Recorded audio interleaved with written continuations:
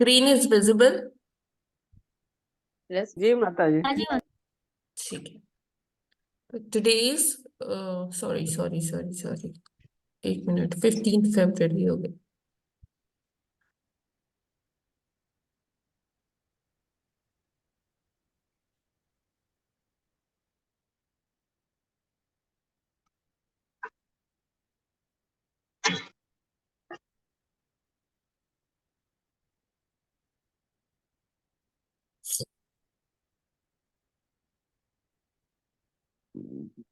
Now is it visible screen? Hare ji Krishna. जी हाँ जी माता जी। जी। तो today is 16th February and Prabhupada says in India the practice was hand grind daily. The women will do that. That's exercise for them and they keep their body fit and beautiful. In the morning, they chant Hare Krishna and grind. Whatever they require for the day, they grind it fresh. And actually, by this exercise, they keep their body beautiful. Yashoda Mai was doing that. Even she is the queen of Nanda Maharaj. What to speak of other women? Churning milk, grinding the wheat, this was their household. Full engagement. Otherwise, gossiping. Idle brain, devil's workshop. Mayapur फरवरी 16 1977। हिंदी में अनुवाद है। भारत में प्रतिदिन चक्की चलाने की प्रथा थी। स्त्रियां चक्की चलाती थी। यह उनके लिए व्यायाम जैसा था और यह उन्हें सुंदर और स्वस्थ रखता। प्रातः समय वे हरे कृष्ण का कीर्तन करते करते चक्की चलाती। उन्हें दिन भर में जितनी भी आवश्यकता होती वे ताजा अनाज पीसती और वास्तव में ऐसा करने से उनका शरीर भी सुंदर रहता। यशोदा माई हालांकि नंद महाराज की रानी थी, फिर भी वे ऐसा करती। फिर अन्य स्त्रियों का क्या कहना? दही बिलोना, अनाज पीसना, ये उनके दैनिक कार्य होते। वे पूरी तरह व्यस्त रहती, अन्यथा इधर उधर की बातें करना। खाली दिमाग शैतान का घर। मायापुर 16 फरवरी 1977।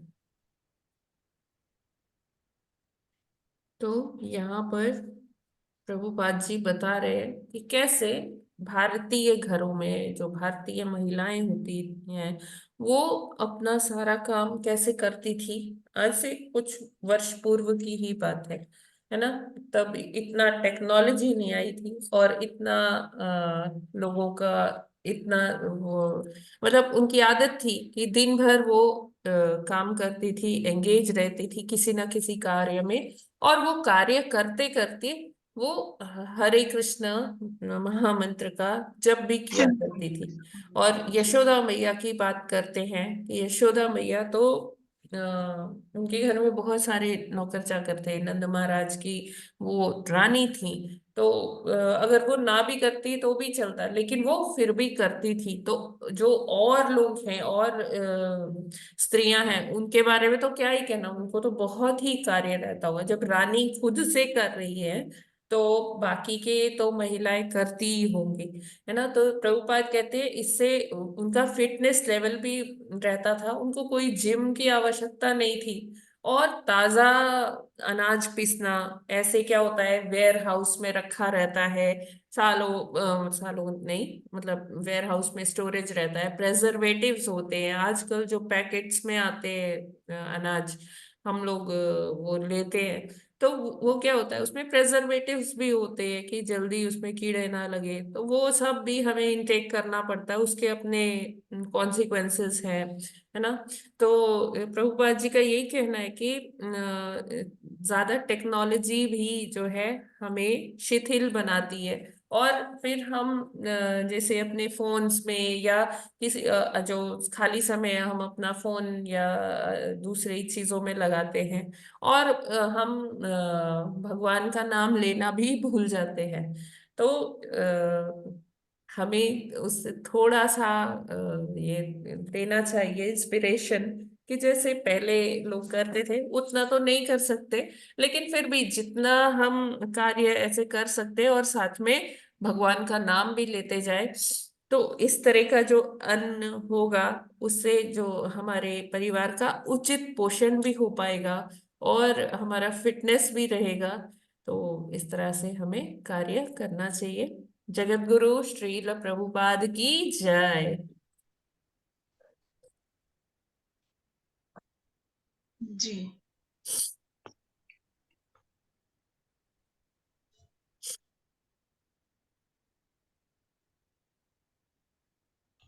Now will move forward. इसमें माता जी वैसे एक श्लोका बात इसमें रेसिटेशन। यस माता हाँ, जी। कि प्रभुपाद जी बहुत अच्छा सा संदेश भी दे रहे हैं कि कैसे प्रजल्पा से बचने के लिए भगवान का चिंतन हमेशा करते जी रहो। जी जी। जब पूरा दिन एंगेज रहेंगे तो प्रजल्पा के लिए कोई टाइम ही नहीं रहेगा। टाइम नहीं मिलेगा, बिल्कुल। जी। और जी। भगवत, पांचवा श्लोक। हाँ, जी। भगवत नाम लेते लेते अपना हम्म। कार्य करते रहेंगे। सारे कार्य कर सकते हैं। तो कल हमने क्या पढ़ा था? कि कल हम, किस प्रकार से वो उद्धव जी को भगवान ने पहले ही सचेत कर दिया था और बद्रिक आश्रम जाने के लिए कह दिया था, जिससे उनको नर और नारायण का संग के भक्तों का संग प्राप्त हो। हाँ, तो क्या होता है कि भगवान कहते हैं कि देखो मैंने हर जगह तो मैं चला गया वहाँ, वृंदावन में लीलाएं कर ली, द्वारिका आ गया, है ना, इंद्रप्रस्थ पांडवों के पास चला गया, यहाँ तक कि स्वर्ग लोक भी चला गया जब वो अ, अदिति माता के कुंडल वापस करने थे, जो बाणासुर ने, सॉरी, जो नरकासुर ने छीन लिए थे उनसे, है ना। तो स्वर्ग हम्म। जाके भी अपनी लीलाएं कर ली, वहां से पारिजात वाला एक जो प्रसंग था हाँ। वो हो गया सत्यभामा जी के साथ, है ना। स्वर्ग भी चले गए, यहाँ तक कि महाविष्णु के पास भी चले गए ना। जब अर्जुन को लेकर, जब अर्जुन को उन्हें दिखाना था, है ना, एक जो माया युक्त जो ब्राह्मण ने आक्षेप लगाया था कृष्ण पर कि मेरा पुत्र बार बार जो है मर जाते हैं, है ना। तो वो लेकर अर्जुन ने कहा था कि ठीक है, आप पुत्र का जन्म होने दीजिए, इस बार कुछ नहीं होगा, कोई अज्ञात शक्ति पुत्र को नहीं ले जा पाएगी। तो अर्जुन ने अपने बाणों का कवच बना दिया था। तो हम्म। फिर अर्जुन को लेकर भगवान कहाँ गए थे? वैकुंठ गए थे, है ना, दिखाने के हम्म। लिए कि देखो ये है। वहां उन्होंने सारा विरजा नदी से पार होके वैतरणी, है ना, उससे पार होके वहां सब दिखाया अर्जुन को। मतलब कहते हैं भगवान कि मैंने हर जगह सब लीलाएं कर ली, सब हो गया, बस कुछ जगह मैं नहीं जा पाया। ये बद्रिका आश्रम नहीं जा पाए, और जहाँ नर नारायण ऋषि हैं। तो आप जब उद्धव जी आप वहां जाओगे तो आपको भी वहाँ भक्तों का संग मिलेगा। आप अपनी रीडिंग, चैंटिंग, हियरिंग वो सब कर पाओगे। और हम्म। दूसरी चीज है, क्योंकि मैं वहां नहीं गया, तो उन लोगों को मेरा सानिध्य प्राप्त नहीं हो पाया, नर नारायण ऋषि को और बाकी के जितने ऋषि मुनि हैं वहां, भक्तजन हैं, तो वो बड़े देर से मेरी प्रतीक्षा में हैं। तो भगवान कहते हैं जस्ट नेक्स्ट टू मी, कौन? उद्धव जी को वो बहुत मतलब उनसे वो एडवाइस लेते थे भगवान। तो कहते थे कि मैं नहीं जा पाया तो एटलीस्ट आप ही चले जाओ, और मतलब वो बराबर ही होगा उनके लिए। वो लोग काफी आह्लादित होंगे उद्धव जी के भी दर्शन करके। तो भगवान, ये सारा प्रसंग आता है 11वें कैंटो में, है ना, जो उद्धव गीता के नाम से भी फेमस है ना। तो 11वें कैंटो में भगवान उद्धव जी को इस तरह का काफी वर्णन आता है। तो भगवान कहते हैं इससे आप तो भक्तों का संग पा ही लोगे, है ना, आप हम्म। मेरे विरह से, पीड़ा से दूर, मतलब आपको जो वो पीड़ा होगी ना मेरे विरह की, तो आप उसको सहन करने में सक्षम बन जाओगे उन भक्तों का संग करके, और साथ ही वो भक्त भी आपका संग कर पाएंगे। है ना। जी मैं नहीं वहां जा पाया तो एटलीस्ट आप आप वहां जाओगे तो उससे हम्म, उन भक्तों को बहुत आह्लाद होगा, बहुत अंदर से तृप्ति मिलेगी। क्योंकि देखिए, उद्धव जी भगवान से ऐसे ही लगते थे ना, हमने पढ़ा था पीछे के श्लोकों में। उद्धव जी मतलब भगवान की तरह ही, देखने में भगवान की तरह ही थे, तो देखने में तो थे ही, साथ में उनका भगवान का चिंतन करते करते उनके अंदर वो थोड़े थोड़े वैसे गुण भी आ गए थे। राइट। तो ये जी है। अब हम लोग आगे पढ़ते हैं, पांचवा जी श्लोक। 5 मिनट। स्क्रीन विजिबल है ना? जी माता जी। जी। माता जी। तथापि तदभिप्रेतं जानन्नहमरिन्दमा पृष्ठतोऽन्वगमं भर्तुः पादविश्लेषणाक्षमः। हरे कृष्णा। हरे कृष्णा। तथापि तदभिप्रेतं जानन् अहं मन्दिरं पृष्ठतोऽगच्छं भर्तुः पदं विश्लेषणाक्षमः। हरे कृष्णा। हरे हरे कृष्ण। कृष्ण। तथा तथापि तदभिप्रेतं अभिप्रेतं जानन् जानन्दम् जानन् अहम् अरिन्दम् पृष्ठत् अन्वमं भर्तुपाद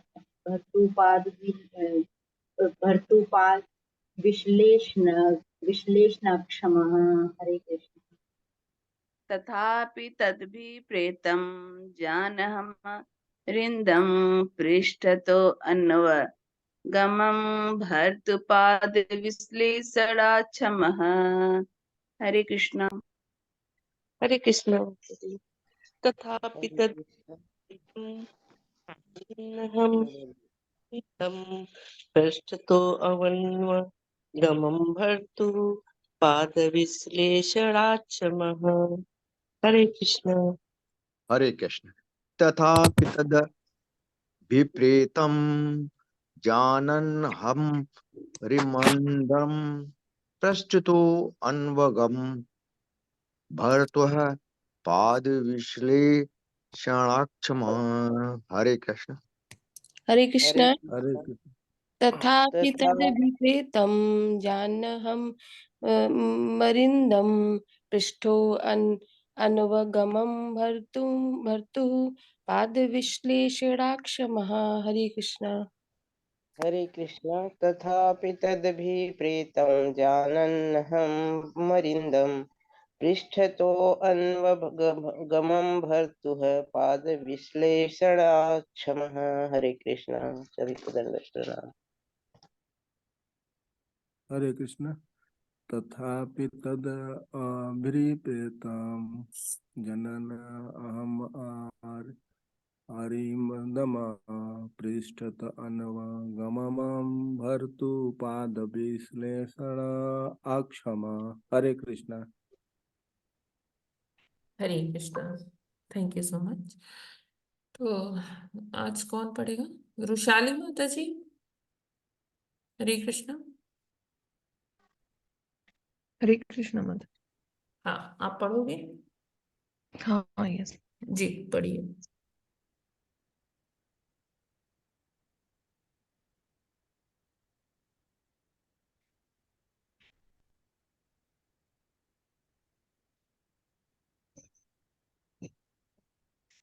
परिदम शत्रु दमन कर दुष्ट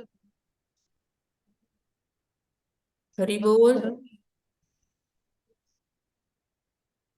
वृषाली, हरे आपकी कृष्ण। आवाज नहीं आ रही है। कोई और पढ़ेंगे? हरे कृष्ण। माता जी मैं पढ़ता हूँ। आ पढ़िए। रही है अभी माता जी? हाँ, आ रही है, आ रही है, पढ़िए। शब्दार्थ। तथापि इस पर भी ततः अभिप्रेतम की इच्छा जानम जानते हुए अहम मैं हरिम दम हे शत्रुओं के दमन करता विदुर दुष्टतः पीछे अनगम अनुसरण किया भूर्तः स्वामी का पाद विश्लेषण उनके चरण कमलों से बिलगावा अक्षमा समर्थ न हो अनुवाद और तात्पर्य श्रील प्रभुपाद जी के द्वारा। श्रील प्रभुपाद जी की जय। हे अरिंदम विदुर, वंश का विनाश करने की उनकी इच्छा जानते हुए भी मैं अनुसरण करता रहा, क्योंकि अपने स्वामी के चरण कमलों के विजयों को सह पाना मेरे लिए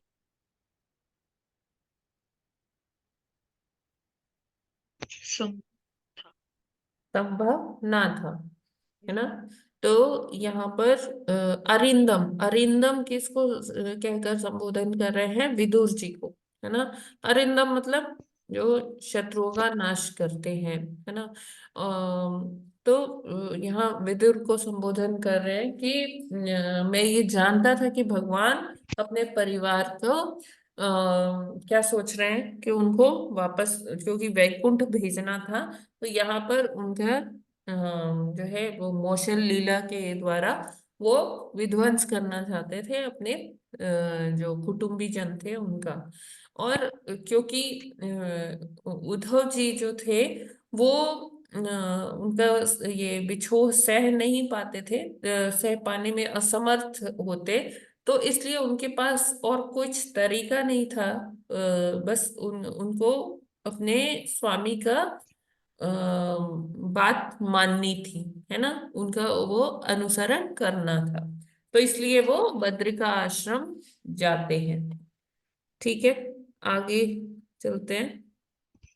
इसमें प्रभुपाद जी ने तात्पर्य नहीं दिया है। जी माता जी। छठा श्लोक। छठा श्लोक। अद्राक्षमेकमासीनं विचिन्वन्दयितं पतिं श्रीनिकेतं सरस्वत्यां कृतप्रेतं केतनम्। हरे कृष्ण। हरे अद्राक्षमेकमासीनं विचिन्वदन्वितं श्रीनिकेतं सरस्वत्यां कृतकेतं केतनं। हरे कृष्ण। हरे कृष्णा। द्राक्षम् एकम् आशीनं विशीनं दयितं पतिम श्रीनिकेतं सरस्वत्यां कृतकेतं अकेतनम्। हरे कृष्ण। अद्राक्षमेकमासिनं विचिन्वन्नदयितं यत्पतिं श्रीनिकेतं सरस्वत्यां कृतकेतं कीर्तनम्। हरे कृष्णा। कृष्ण। अद्राक्षमेकम् आसीनं विचिन्वन् दयितं पतिं श्रीनिकेतं सरस्वत्यां कृतकेतं कीर्तनं। हरे कृष्ण। हरे कृष्ण। अद्राक्षमेकमासीनं विचिन्वन् दयन्तीं पतितं पतिं श्रीनिकेतं सरस्वत्यां कृतकेतं केतनम्। हरे कृष्ण। हरे कृष्ण। आदाक्षम एकम आसीनम विचिन्वनदायितं पतिं श्रीनिकेतं सरस्वत्यां कृतकेतं अकेतनम्। हरे कृष्ण। हरे कृष्ण। अद्राक्षमेकमासीनं विचिन्वन्दितं पथिं श्रीनिकेतं सरस्वत्यां कृतकेतनम्। हरे कृष्ण माता जी। हरे कृष्ण माता जी। हरे कृष्ण। आद्राक्षम एकम आसनम विचिन्वन् दयितं पतितं श्रीनिकेतं सरस्वत्यां कृतकेतं अकेतनम। हरे कृष्ण। हरे कृष्ण। अद्राक्षमेकमासीनं विचिन्वन्दितं पतिं श्रीनिकेतं सरस्वत्यां कृतकेतं केतनं। हरे कृष्ण। हरे कृष्णा। अद्राक्षमेकमासीनं विचिन्वन्दितं पतिं श्रीनिकेतं सरस्वत्यां कृतकेतं केतनम। शब्दार्थ। अद्राक्षम मैंने देखा, एकम अकेले, आसीनम बैठे हुए, विचिंतम गंभीर चिंतन करते हुए, दयितम संरक्ष प्रीत पतिम स्वामी को, श्री निकेतम लक्ष्मी जी के आश्रय को, सरस्वत्याम सरस्वती के तट पर, कृत केतम आश्रय लिए हुए, अकेतनम बिना आश्रय के स्थित। अनुवाद और तात्पर्य श्रील प्रभुपाद जी के द्वारा। श्रील प्रभुपाद जी की जय। इस तरह उनका पीछा करते हुए मैंने अपने संरक्षण तथा स्वामी भगवान श्री कृष्ण को सरस्वती नदी के तट पर आश्रय लेकर अकेले बैठे और गहन चिंतन करते देखा, यद्यपि वे देवी लक्ष्मी के आश्रय है। हाँ, हरि बोल। तो यहाँ पर उद्धव जी बताते हैं कि भगवान ने उनको आदेश दिया कि वो कहा जाए, बद्रिकाश्रम जाए, है ना। तो उद्धव जी मतलब देखिए क्या था कि भगवान ये कहना चाहते थे कि देखो, जो द्वारिका है ना, द्वारिका जब तक भगवान है तब तक द्वारिका दिख रही है। अन्यथा वो समुद्र वहां पर आ जाएगा। समुद्र अपनी सीमा उसने पीछे ली थी ना, तब द्वारिका नगरी बसी थी। और जैसे ही भगवान से जाएंगे तो कोई यहाँ पर ना टिके, है ना, सब यहाँ से चले जाएं। और क्योंकि द्वारिका नगरी सबमर्ज हो जाएगी, वो मतलब समुद्र में चली जाएगी। तो आज भी द्वारिका नगरी कहाँ है ना, उसका सैटेलाइट जो इमेजिंग ली गई, तो वो समुद्र के नीचे बहुत सारे अभी भी अवशेष हैं, जहाँ ये दिखता है कि हाँ, यहाँ कोई नगरी थी। तो भगवान कहाँ जाते हैं उसके बाद? भगवान सरस्वती नदी के तट पर जाते हैं आश्रय। और ऐसा देखिए, ऐसा नहीं है कि भगवान आश्रय विहीन हो गए हैं, है ना, एकदम परेशान हो गए, चिंतन कर रहे हैं, है ना, ये। लेकिन एक भक्त अपने हृदय से जैसा सोच रहा है, एक्चुअली चिंतन किसको हो रहा है, और मतलब आश्रय विहीन कौन हो रहा है? उद्धव जी को लग रहा है कि वो आश्रय विहीन हो रहे हैं, तो वो अपने दृष्टिकोण से ये बता रहे हैं। समझ रहे हैं ना? हरे कृष्णा। जी माता जी। जी माता जी।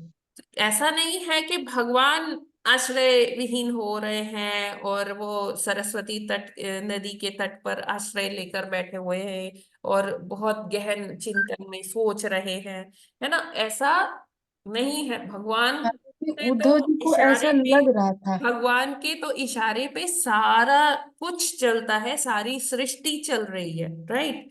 तो भगवान को ऐसा गहन चिंतन करने का कोई जरूरत नहीं है। उनके जस्ट भ्रकुटियों के इशारे पर सूर्य चंद्रमा अपनी कक्षा बदल देते हैं, है ना, सारे नक्षत्र वगैरह सब भगवान का आदेश मानकर चलते।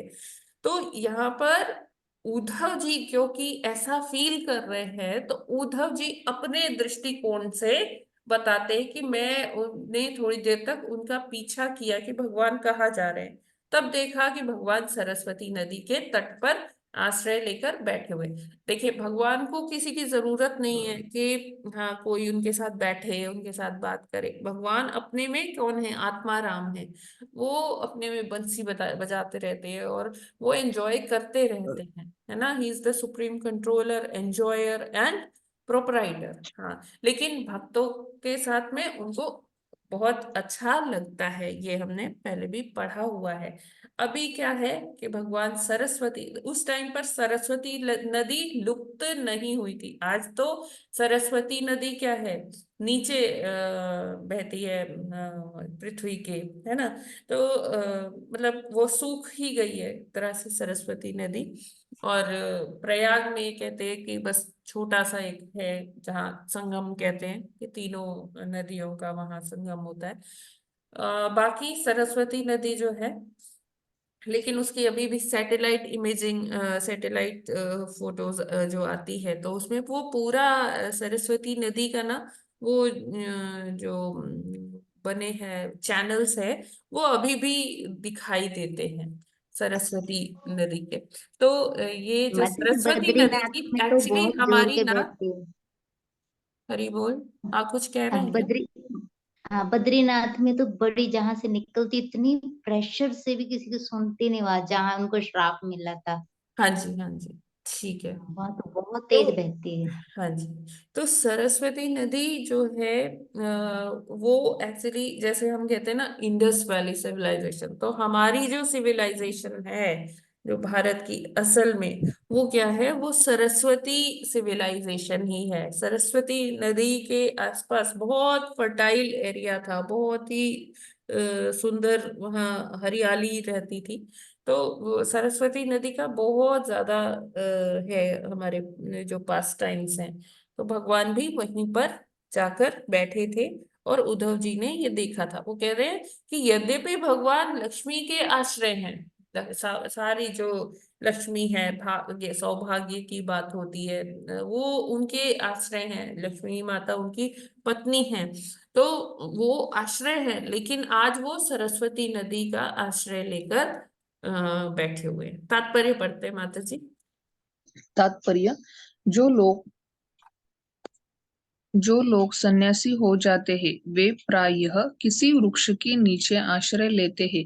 उद्धव ने भगवान को उस स्थिति में आश्रय लिए हुए देखा जैसा आश्रयहीन व्यक्ति करते हैं, क्योंकि वे प्रत्येक वस्तु के स्वामी हैं, अतः उनका आश्रय हर स्थान पर है और हर स्थान उनके आश्रय में है। संपूर्ण भौतिक जगत, आध्यात्मिक विराट जगत उन्हीं के द्वारा धारण किया हुआ है, अतएव वे हर वस्तु के आश्रय है। अतएव सन्यासियों की तरह आश्रयहीन होकर उनका आश्रय लेना तनिक भी आश्चर्यजनक नहीं था। तो यहाँ पर भगवान बताते हैं कि हमको अपने जब हमारे रेस्पॉन्सिबिलिटीज सब कंप्लीट हो जाती है, तो क्या संस्तुति की गई है शास्त्रों में कि वानप्रस्थ या संन्यास आश्रम धारण करना। तो जिस प्रकार एक व्यक्ति अपने जीवन के उत्तरार्ध में ये संन्यास लेकर जाता है ना, तो भगवान भी अपने एग्जाम्पल से बता रहे हैं कि वो लास्ट में मतलब अकेले चिंतन कर रहे हैं। और ये देखिए ये लाइन कितनी सुंदर है, क्योंकि वे प्रत्येक वस्तु के स्वामी हैं, अतः उनका आश्रय हर स्थान पर है और हर स्थान उनके आश्रय में है। तो यहाँ पर यही बता रहे हैं, जैसे हमने सेकंड कैंटो में पढ़ा था कि सारी जो सृष्टि है वो कहाँ है, भगवान की मुट्ठी में है। तभी ये सारे जो ग्रह नक्षत्र हैं वो अपनी अपनी कक्षा में घूमते हैं, भगवान की मुट्ठी में है, वो कहीं गिरेंगे नहीं, भगवान ने उनको धारण कर रखा है अपने हथेली पर। तो सब कुछ भगवान के ही आश्रय में है ना।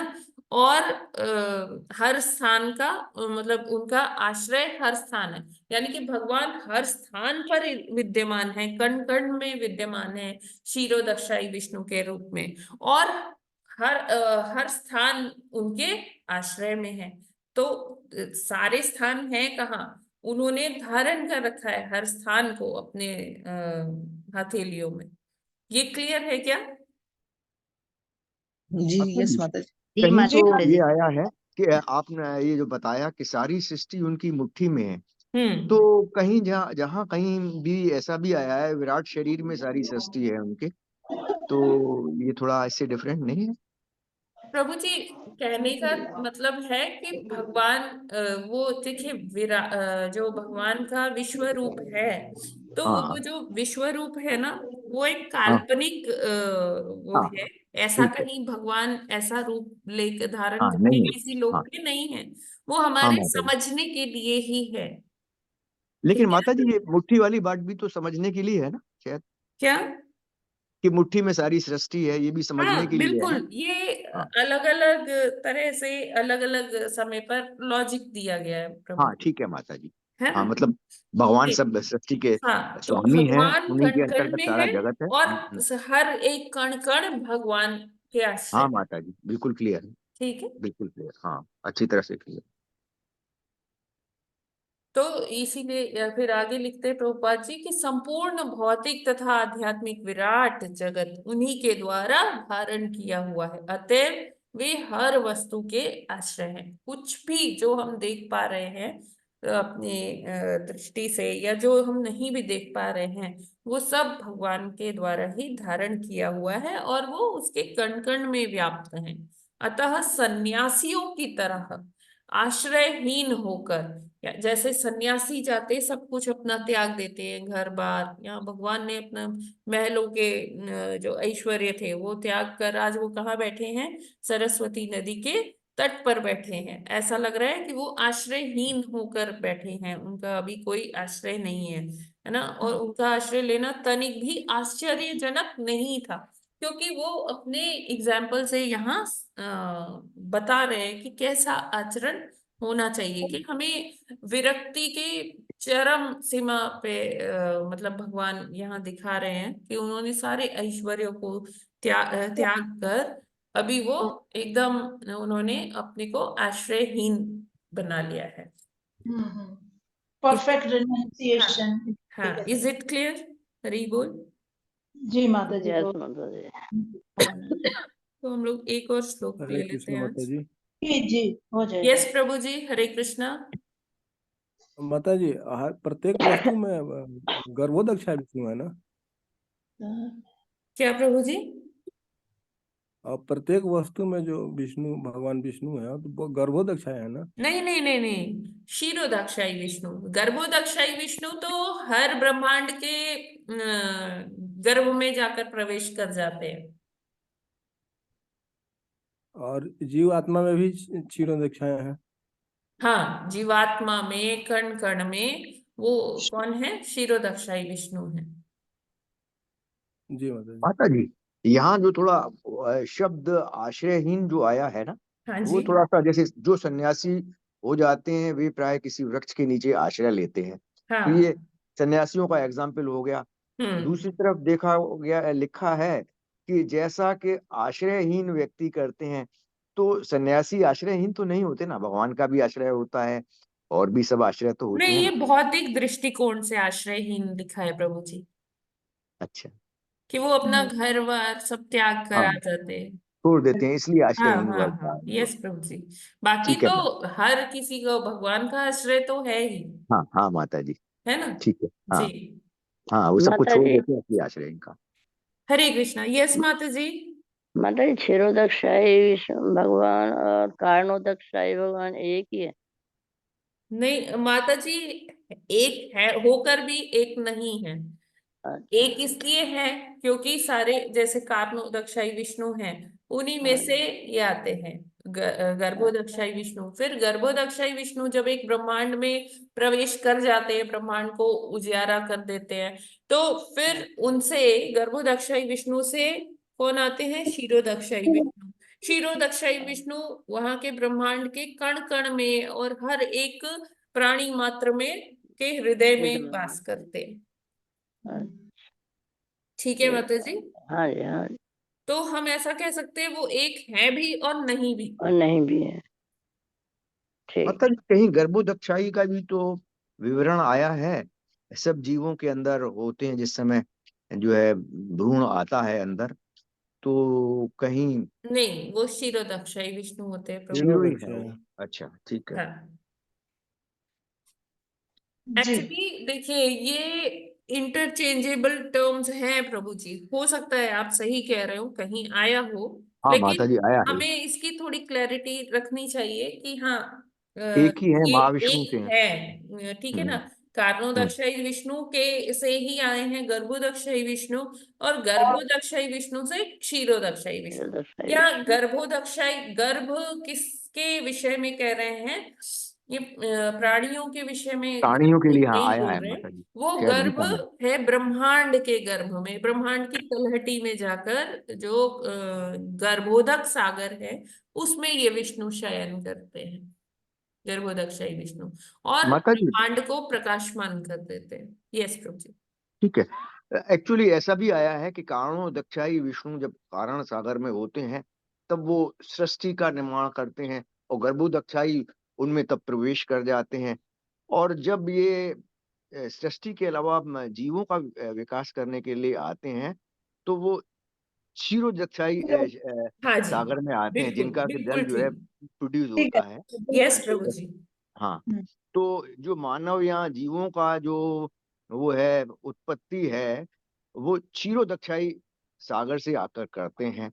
जी और इसी तरह से गर्भोदक्षायी का भी कहीं विवरण आया है कि मैं ही सब जीवों का प्रदाता हूँ, तथा उसमें कहीं आया है। हाँ तो बिल्कुल, वो अलग अलग थोड़ा ब्रह्मांड सा भी के है, मैंने देखा। संचालक हैं, ब्रह्मांड के वो नियंता हैं, हाँ, इसलिए ठीक है। इस संदर्भ में आया है। हाँ हाँ, ठीक है, आगे बढ़े। कारणोदक्षायी से भी आए हैं और महाविष्णु से भी इनका सबका वो है। जी ठीक है, वो कोई ही बात है। यस प्रभु जी। कारणोदक्षाय महाविष्णु दोनों सेम ही है ना माता जी?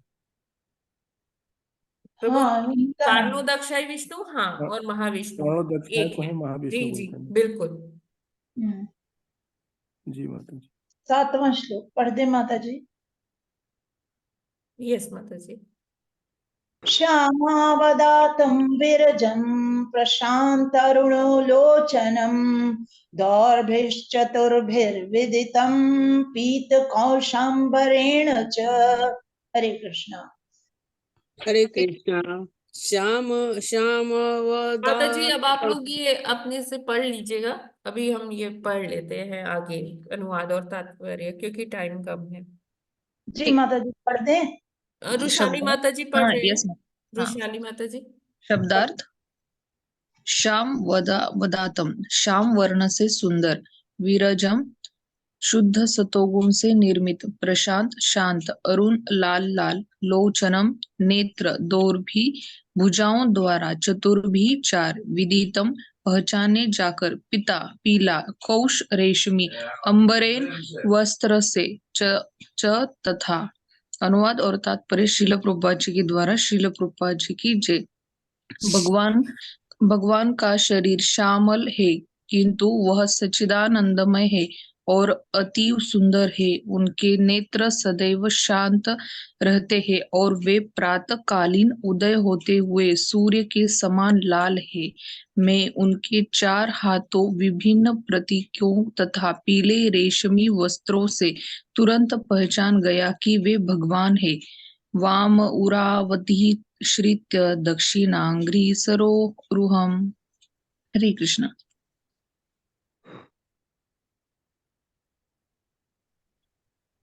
माता जी आगे भी है इसका, श्लोक हाँ है। हाँ ये पूरा श्लोक है।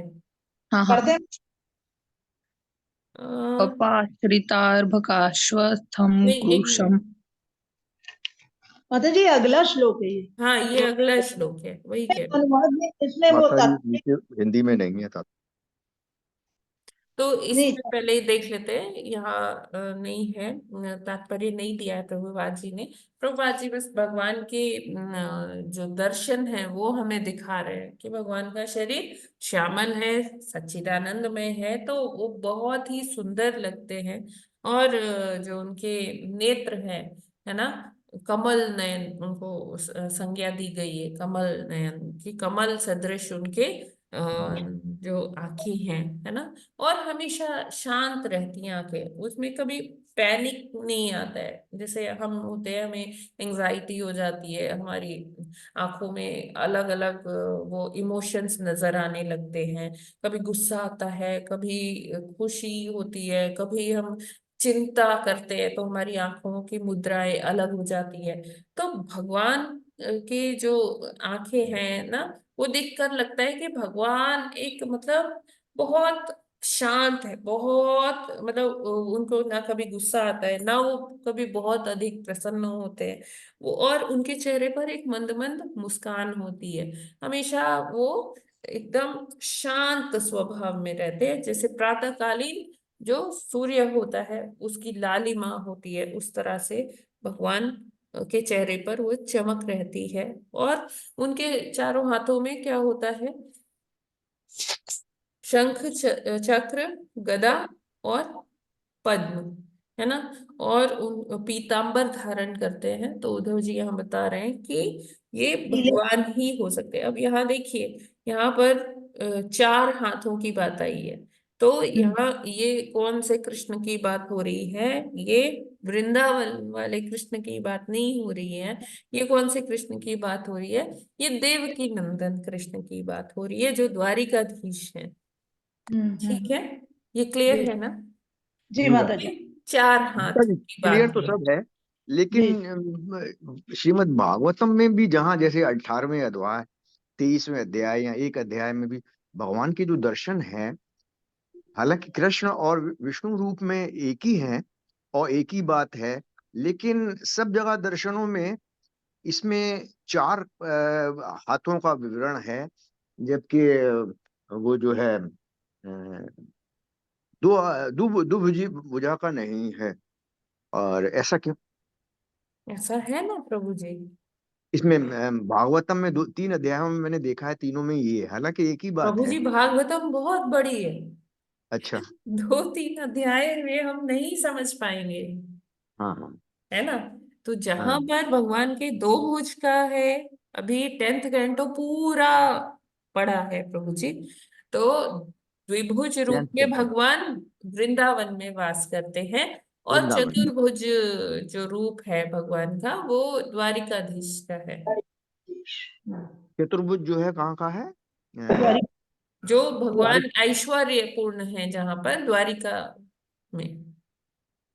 अच्छा ठीक है। अगला श्लोक कर ले माता जी। हाँ जी, वृषाली माता जी पढ़िए। हाँ यस। श्लोक पढ़ देते हैं माता जी। हाँ, पढ़ दीजिए। वाम ऊरावधिश्रित्य दक्षिणाङ्घ्रिसरोरुहम् अपाश्रितार्भककाश्वत्थम् मकृशं त्यक्तपिप्पलम्। हरे कृष्णा। वाम उरावधीश्रित्य दक्षिणाग्रिसरोरुहम् अपाश्रितार्भकाश्वस्थं कृशं तक्तपीपलम्। मदर स्क्रीन थोड़ा ऊपर लीजिए। हाँ, यस जी, पढ़िए। शब्दार्थ: वामे बाई, उरो जांग पर, अधिश्रित्य रखकर, दक्षिण अग्रिंग सरोरुहम दाहिने चरण कमल को, अपा अपाश्रित टिकाकर, अर्भक छोटा, अश्वत्थम बरगद का वृक्ष, अकृशम प्रसन्न, तख्त छोटे हुए, पीपलम घरेलू आराम। अनुवाद और तात्पर्य श्रील प्रभुपाद जी के द्वारा। श्रील प्रभुपाद जी की जय। भगवान अपना दाहिना चरण कमल अपनी बाई जांघ पर रखे एक छोटे से बरगद वृक्ष का सहारा लिए हुए बैठे थे। यद्यपि उन्होंने सारे घरेलू सुपास त्याग दिए थे, तथापि वे उस मुद्रा में पूर्ण रूपेण प्रसन्न दिख रहे थे। हाँ, तो यहाँ पर उद्धव जी बता रहे हैं कि भगवान बहुत ही जैसे आराम वाले पोस्चर में बैठे हैं। जैसे हम कई बारी जब रिलैक्स करना चाहते हैं तो अपनी एक एक पैर दूसरे पैर पर रखकर बैठ जाते हैं। भगवान भी इसी तरह से बरगद वृक्ष के का टेक लगाकर बैठे हुए थे, और उन्होंने सारे जितने भी उनके ऐश्वर्य थे, वैभव था महलों का, वो सब उनके लिए त्याज्य था, मतलब उन्होंने त्याग दिया था। और फिर भी उनके मुखमंडल पर कोई विषाद का चिन्ह नजर नहीं आ रहा था। वो पूर्ण रूपेण प्रसन्न दिखाई दे रहे थे, बहुत ही, मतलब उनके चेहरे पर कोई ये नहीं था कि अरे मैं ये सब छोड़ आया, मेरा अब कौन ध्यान रखेगा, मेरी संपत्ति कहीं इधर उधर ना हो जाए, कौन ले जाएगा। उनको इस बात की कोई भी चिंता नहीं थी। एकदम वैरागी भाव था, और वो अपने में ही, क्योंकि आत्माराम है भगवान, तो वो सदैव प्रसन्न रहते हैं हर स्थिति परिस्थिति में, है ना? ठीक है, आगे पढ़िए माता जी, तात्पर्य। तात्पर्य: जो लोग सन्यासी हो जाते हैं वे प्राय एक मिनट, ये ऊपर हो हाँ गया। माता जी, हाँ वो नीचे हो। एक मिनट।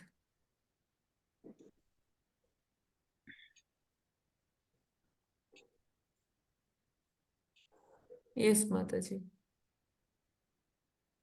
पढ़िए। तात्पर्य: तात्पर्य श्रील विश्वनाथ चक्रवर्ती ठाकुर के अनुसार भगवान की बैठने की मुद्रा नए बरगद के पेड़ पर पीठ टिकाए भी अर्थपूर्ण है। बरगद का पेड़ अश्वस्थ इसलिए कहलाता है क्योंकि यह तुरंत नहीं नष्ट होता, यह अनेकानेक वर्षों तक जीवित रहता है। इस पेड़ के पांव तथा उनकी शक्तियां भौतिक अवयव है जिनकी संख्या 5 है। वृक्ष पृथ्वी, जल, अग्नि, वायु तथा आकाश। बरगद के पेड़ द्वारा प्रदर्शित भौतिक शक्तियां भगवान की बहिरंगा शक्तियों की प्रतिफल है, अतएव वे उनकी पीठ के पीछे रखी गई है। चूंकि यह ब्रह्मांड सबसे छोटा है, इसलिए बरगद के वृक्ष को छोटा या शिशु कहा गया है। तख्त पीपलम सूचित करता है कि अब वे इस छोटे से ब्रह्मांड में अपनी लीलाएं समाप्त कर चुके थे, किंतु भगवान नित्य तथा सदैव आनंदमय रहते हैं, इसलिए उनके द्वारा किसी वस्तु को त्यागने या स्वीकार करने में कोई अंतर नहीं है। अब भगवान इस ब्रह्मांड को त्यागने तथा किसी अन्य ब्रह्मांड में जाने के लिए तैयार थे। जिस तरह सूर्य किसी एक लोक में उदय होता है और उसी समय दूसरे में अस्त होता है, किंतु इससे उसकी अपीति स्थिति परिवर्तित नहीं होती। जी, तो थैंक यू माता जी। तो यहाँ पर क्या बता रहे हैं कि जो भगवान अश्वत्थ वृक्ष के नीचे बैठे, अश्वत्थ वृक्ष किसे कहा जाता है? बरगद को कहा जाता है ना। तो बरगद के नीचे भगवान का बैठना इसलिए भी थोड़ा इसका अर्थ है कि आचार्य बताते हैं कि अश्वत्थ वृक्ष जो है ना, वो हजारों हजारों साल तक रहता है। तो जैसे यहाँ पे एक नए पेड़ के नीचे, मतलब जो अभी बड़ा हुआ ही था, है ना, तो थोड़ा सा उगा था, है ना, अभी अपनी वो पूर्ण, मतलब पूरा मेच्योर नहीं हुआ वो पेड़, भगवान ऐसे शिशु बरगद पेड़ के नीचे बैठते हैं।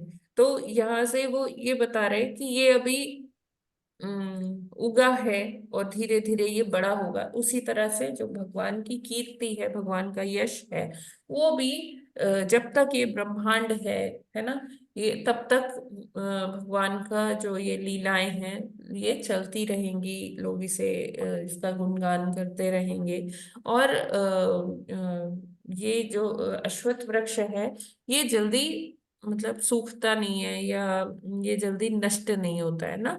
जैसे यहाँ लिखा है कि ये इस पेड़ के पांव, पांव मतलब उसकी जड़ें तथा उनकी शक्तियां भौतिक अवयव हैं जिनकी संख्या 5 है। जो हम पंच महाभूत जानते हैं कौन से हैं? पृथ्वी, जल, अग्नि, वायु और आकाश। तो ये इसका जो विस्तार है बरगद के वृक्ष का, अगर आप देखें, जो इसकी जड़ें हैं वो बहुत दूर दूर तक जाती हैं, है ना। तो बरगद के पेड़ के द्वारा प्रदर्शित भौतिक शक्तियां भगवान की ही बहिरंगा शक्तियों के प्रतिफल है, अतएव उनकी पीठ के पीछे रखी गई है। तो ये क्या है? ये बहिरंगा शक्ति जो है वो क्या है? भगवान की मतलब जो ये भौतिक जगत है वो क्या है? भगवान की बहिरंगा शक्ति है। और देखिए, कहा जाता है कि जो बहिरंगा शक्ति है, जहां पर भगवान होते हैं वहां पर ये माया देवी नहीं आती है। माया देवी सदैव भगवान की पीठ पीछे होती है। इसीलिए कहा गया है कि भगवान जो है, जहां भगवान का गुणगान होता है, जहां भगवान का नाम लिया जाता है, वहां माया नहीं आती। जैसे ही कोई भगवान से विमुख होता है ना, तब उसको माया अपने जाल में फंसाती है।